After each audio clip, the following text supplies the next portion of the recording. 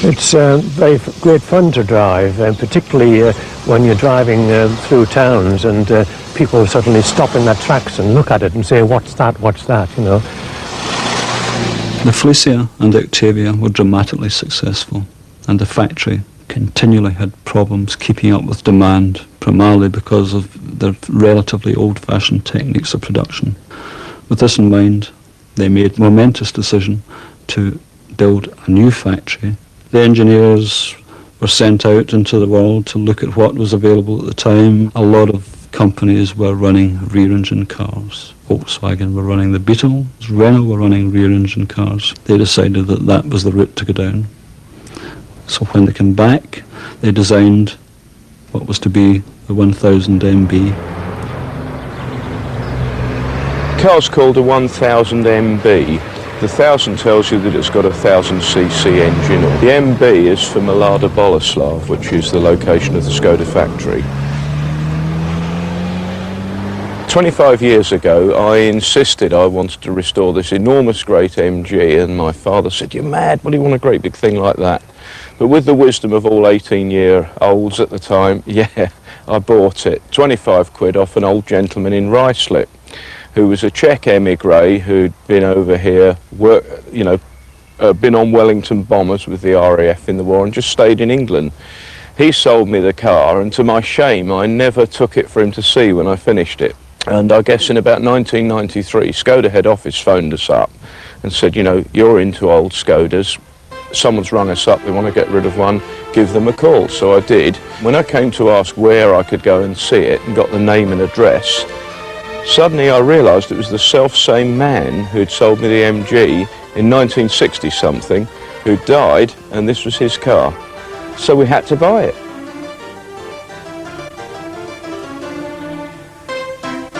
Having the engine in the back means all sorts of other things move to the front. For example, the petrol cap and tank. And on each front wing there's a decorative little badge with a moulding flash along it. The secret is that one side you pull a lever and out pops the badge, and that's where the petrol goes. Similarly, at the front of the car, what would normally be the grille, of course, is just a panel. There's no need to draw air in through the front of the car.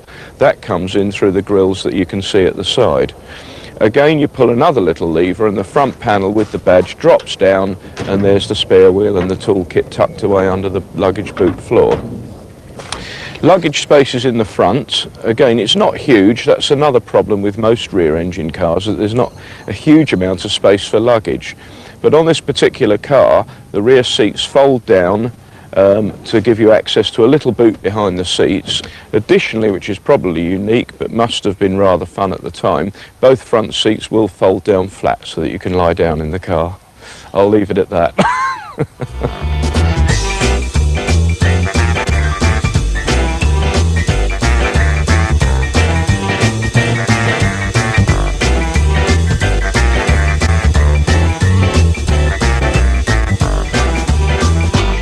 When this car was new, it would have cost you about £680, which sounds like nothing.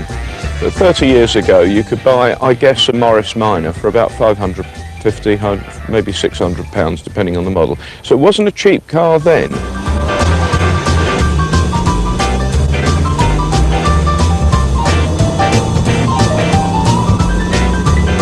To drive, the car is a baby. It's very docile. I think it's nicer than the ones that came perhaps 10 years later. It's smooth to drive, and it will still clock along at 80 miles an hour, so it's okay, yeah.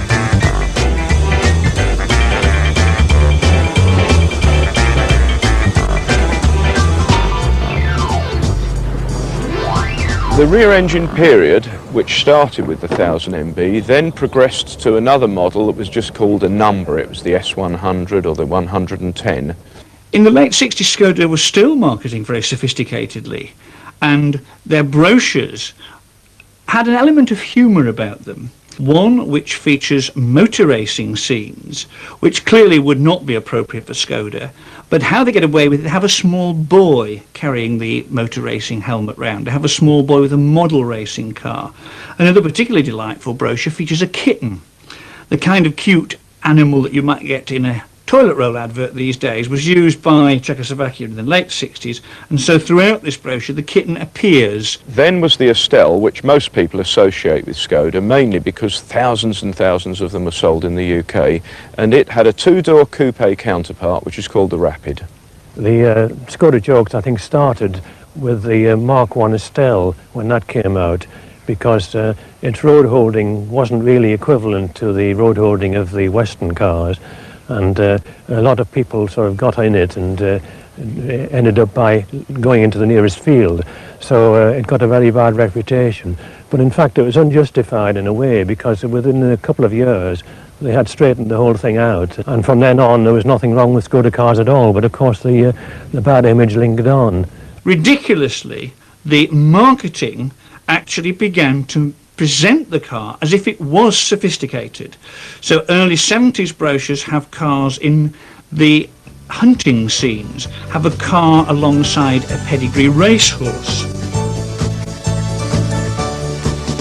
The Velvet Revolution happened in 1989, and after 14 days of peaceful demonstration, the country returned to democracy, and the race was on for the factory. Volkswagen eventually became the winners of this competition, and in 1992 effectively took control of Skoda. Skoda celebrated its centenary in 1995 with the launch of a brand new car, and this new car, the Felicia, was the result of the metamorphosis of the whole brand.